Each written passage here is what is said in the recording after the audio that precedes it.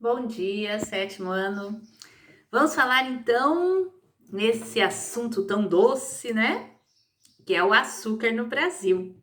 A gente já começou a falar, vocês já escreveram alguma coisa sobre isso, e agora então vamos entender melhor esse assunto, né? Depois do pau-brasil, a segunda riqueza aqui do Brasil foi realmente o açúcar. Só que para produzir açúcar no Brasil, as pessoas precisavam vir morar no Brasil, né? Para poder fazer o açúcar aqui, plantar a cana e fazer o açúcar. Então, o Brasil começa a ser ocupado a partir da plantação da cana-de-açúcar. Antes, eles só vinham buscar o pau-brasil, que já tinha aqui nas matas. Agora, eles precisam cultivar a terra, precisam fazer os engenhos, construções e morar aqui no Brasil para exportar o açúcar. Muito bem, esse produto era muito valorizado, às vezes era deixado de herança açúcar lá na Europa, de tão valorizado que era. E aqui a experiência no Brasil foi muito boa, porque o solo do Brasil é ótimo, principalmente na região do Nordeste. Esse solo é massapê, que ajuda para que nasça a cana-de-açúcar de uma forma boa. E lá na Europa, o clima e o tipo de solo não são favoráveis para plantar cana-de-açúcar. Lá não dá certo. Mas aqui, então, eles podiam plantar. E aqui tinha muito espaço, né, gente? Então, eles vão usar o Brasil para isso. Eles já plantavam cana-de-açúcar e faziam açúcar em algumas ilhas. Agora, eles fizeram a experiência no Brasil, que deu certo. O que eles faziam? Eles precisavam de bastante espaço para plantar. Então, eles cortavam toda a mata e queimavam. Não tinha essa preocupação com o meio ambiente, nada disso. Aí, para limpar, queimava tudo e aí começava a plantar cana. Quando a terra ficava fraca ali, eles iam para outro lugar, cortavam a mata e queimavam de novo. Só que precisava muita gente para plantar a cana, para cortar e para fazer o processo da fabricação do açúcar. E os portugueses que vinham, eles vinham para gerenciar só. Eles queriam mão de obra para trabalhar. Como eles já tinham descoberto lá na África, né, as regiões, eles tinham feitorias na África, e eles conseguiam escravos lá, eles começam a trazer africanos para trabalhar aqui como escravos. Mas aqui a escravidão ela teve uma proporção assim muito grande, um número muito grande de escravos e também um jeito muito terrível, porque antes as guerras, quando tinha guerras, as pessoas traziam como escravos, trabalhavam e tal. Mas agora o escravo virou uma mercadoria. Gente ia lá para a África, negociava, trazia nos navios negreiros, trazia acorrentados e vendia aqui para quem queria comprar. Então virou uma mercadoria. Foi horrível isso. Muito errado, muito mau caráter. Escravizar, comprar pessoas para elas trabalharem e ainda com muitos maus tratos, né? O sistema, então, para plantar o açúcar era assim: grande propriedade, que é um latifúndio, né? Uma propriedade grande. A monocultura plantava uma coisa só. Mono é uma coisa só cana-de-açúcar. E o produto que se dava era para vender no exterior, não é para vender aqui, é vender fora.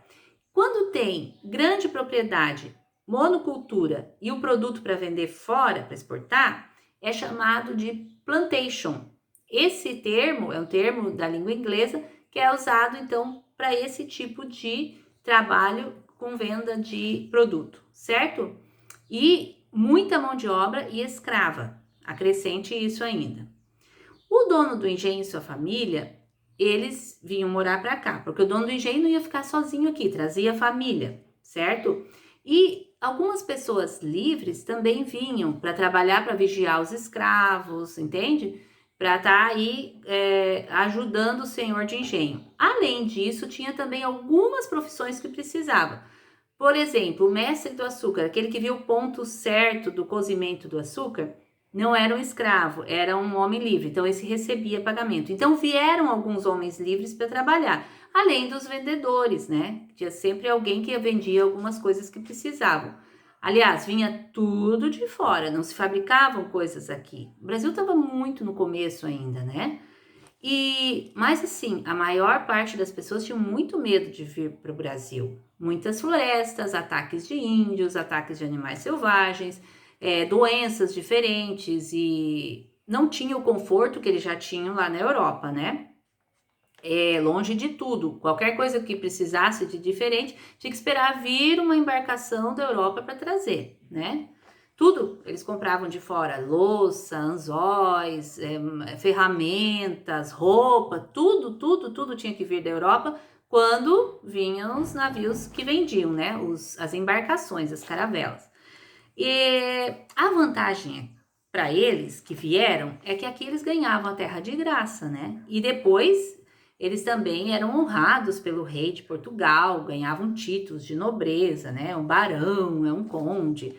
E eles também ganhavam muito dinheiro com açúcar, que se dava certo, eles ganhavam realmente bastante. A produção toda era feita no engenho. Engenho, de início, a palavra engenho é para moenda. É o lugar onde espreme a cana para sair o caldo de cana, a garapa, tá? Depois, com o passar do tempo, engenho significou todas as construções ali. Não só a moenda, mas todas. A casa grande onde morava o senhor, a senzala onde moravam os escravos. Toda a região, então, toda a propriedade ficou com o nome de engenho.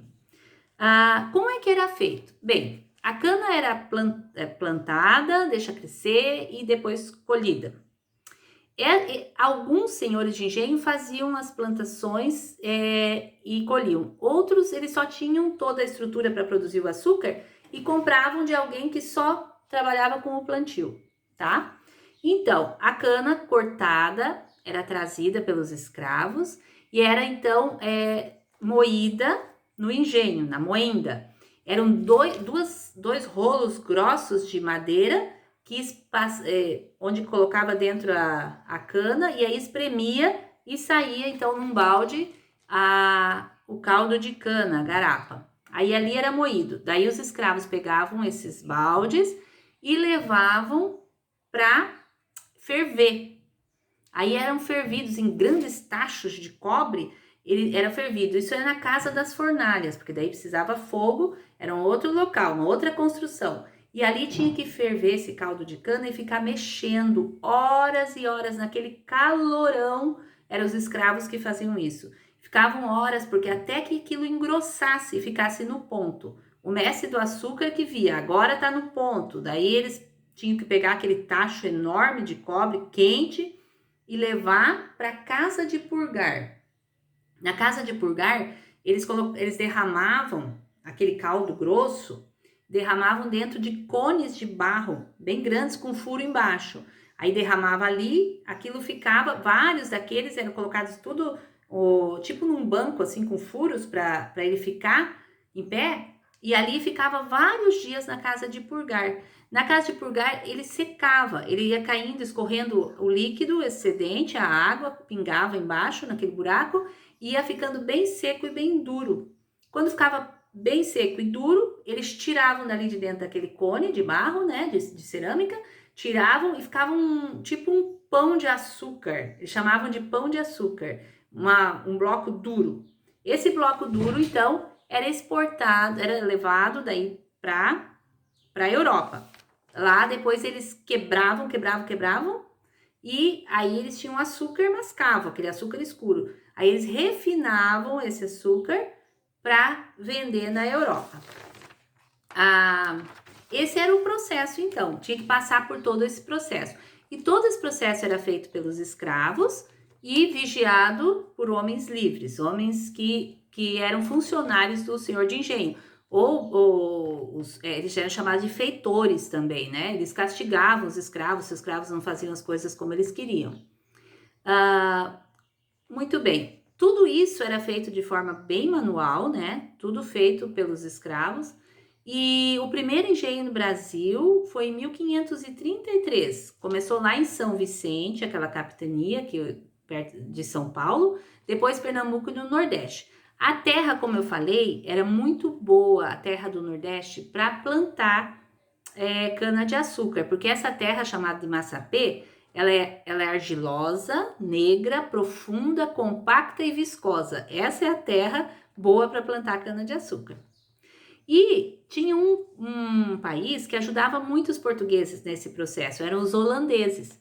Porque quando os portugueses vinham para o Brasil para começar a construir toda a estrutura do engenho, eles precisavam de dinheiro. Os holandeses tinham dinheiro, então os holandeses emprestavam dinheiro para os portugueses construir os engenhos. E eles ganhavam em troca, nessa aliança, eles ganhavam o direito de eles revenderem da Europa, levarem para os diversos países, eles refinavam e eles revendiam. E o lucro dividia então entre holandeses e portugueses. Essa aliança deu muito certo entre portugueses e holandeses na questão do açúcar. Certo? Então, os holandeses emprestavam dinheiro para os portugueses faziam todo o processo e os holandeses que refinavam e vendiam na Europa. O açúcar foi o produto mais importante para Portugal aqui no Brasil. Muito bem, nós vamos falar agora um pouquinho sobre o engenho. Tem uma imagem lá na página 7 que você vai olhar com bastante atenção, certo? Então, lá tem casa grande, senzala. Vamos falar primeiro da casa grande. A casa grande é onde morava o senhor de engenho e a sua família. Essa casa era mais espaçosa, mais bonita, mais arrumada. Era uma casa feita geralmente bem no meio da propriedade, num local mais alto, que daí eles podiam ver toda a propriedade da casa deles. Essa casa, ela era geralmente com varandas bem grandes, com cadeiras nas varandas para eles olharem. Tinha muitos cômodos. E nessa casa, então, moravam o senhor de engenho, sua esposa, seus filhos. O senhor de engenho muitas vezes era chamado pelos escravos de senhor. E a senhora, a esposa dele, é a sinhá. As filhas, as sinhazinhas. E as mulheres, então, a sinhá e as sinhazinhas ficavam em casa, bordando, fazendo rendas. Elas ficavam bastante na casa e dando ordens para os escravos domésticos. Tinha escravos domésticos, pessoas que faziam a comida, que limpavam a casa. A ama de leite, que amamentava o bebê da senhora de engenho. Tinha a ama seca, que era a mulher que cuidava das crianças brancas, né? Que era uma escrava também. E tinha os escravos que ficavam abanando, porque tinha moscas e mosquitos, ficavam abanando os senhores. Era assim, realmente eles estavam ali para servir os senhores, tá? Então, isso era na casa. Aí tinha, onde moravam os escravos? Os escravos moravam na senzala. A senzala era tipo um galpão comprido, grande, onde moravam os escravos todos juntos, tá? E os escravos, eles não tinham cama, cadeira, eles tinham palha para dormir em cima ou no máximo uma esteira, né? E o chão era terra. E os escravos, eles ficavam na senzala quando eles não estavam trabalhando.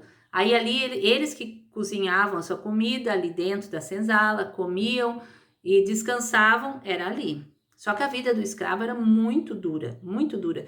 Eles tinham que trabalhar desde cedo até de tarde e trabalho pesado no sol, como tivesse o tempo e muitas vezes sofrendo maus tratos. Então os escravos não viviam muito.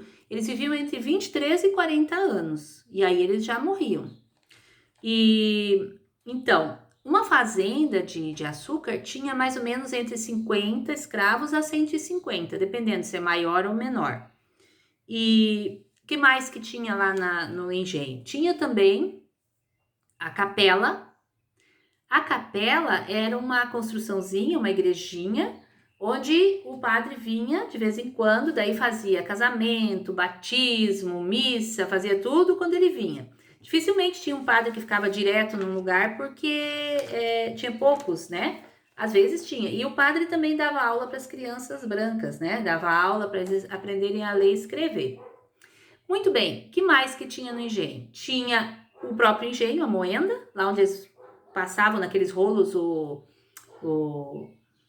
a cana-de-açúcar para fazer a garapa, né? Para espremer, tirar o suco da cana. E ali a moenda, ela era movida ou a água do rio, que fazia força, ou então um animal, talvez você já viu um boi girando a moenda, ou então o próprio escravo que girava a moenda, tá? Daí tinha a casa das fornalhas, onde eles cozinhavam naqueles tachos de cobre que eu falei, e tinha também a casa de purgar, onde ficava nos cones de barro para secar. Essas eram as principais estruturas do engenho inteiro, tá?